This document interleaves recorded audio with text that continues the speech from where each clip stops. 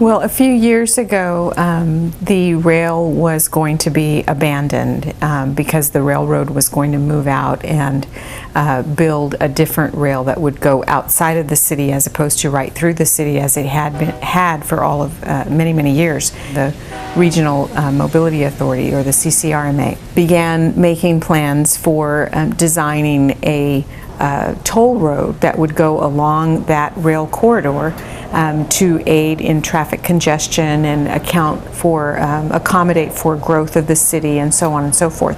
The rail runs through one of the oldest neighborhoods in Brownsville, or what's called West Brownsville. I did not want a toll road near my house. I didn't want a toll road passing by my neighborhood. Why a road here? It makes no sense.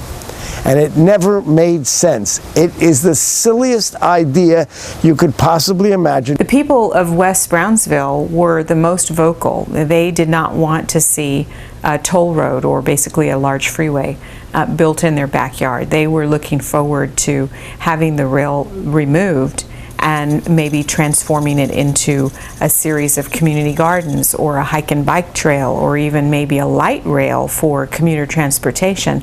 But a large freeway with 18-wheelers and such was not something that they wanted to see in their backyards. I was supporting a local light rail. Why not a tourist trolley going through historical Brownsville, starting somewhere downtown? We did strongly want to have a place where we could walk or bicycle and enjoy the quiet of the neighborhood. That was important. A park or a walking trail, or even the community gardens. You would see people coming together, meeting new people, making acquaintances with new people. Have a walking trail, a bike trail, and for that way I can be able to use it. They got together and organized themselves into a community group, and they went door to door and street to street and gathered 5,000 signatures of people in West Brownsville that did not want to see the tollway there. So they then went to the City Commission with stacks and stacks of signatures, 5,000 signatures, and presented it to the City Commission and said, "We're not kidding. We don't want this to be in our neighborhood." And it was a very powerful moment. I passed out flyers in the neighborhood and went to all the meetings and went to City Hall and spoke at City Hall and did things like that. We set up a little booth outside of church and said, "Sign here for a petition if you oppose, this idea." And immediately we got like 3,500 signatures. Over a few more weeks, we got up to 4,000. Now it's over 5,000 signatures. We went to each house, left a flyer on some mailboxes. Some people we spoke to, sometimes we had to go to the front of the door and put it on the screen doors.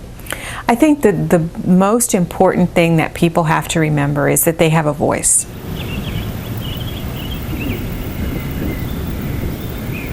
I would say that sticking together, if you form a group, one person or one or two people, if you're persistent, don't give up. If somebody tells you, well, it's not going to be possible, then find somebody else. I think that they need to, if they believe in something, they need to go out and really try to get involved. Meet, and vote, and let your elected officials know that their votes depend on your group's willingness to go and campaign. And I'm very proud of the people of West Brownsville and about the fact that they took the time to stand up and say, you know what, this is our neighborhood. We live here and we have ownership in our community, and this is the way we want our children to grow up and our families to be, and they spoke out, and that is very powerful and very humbling as well.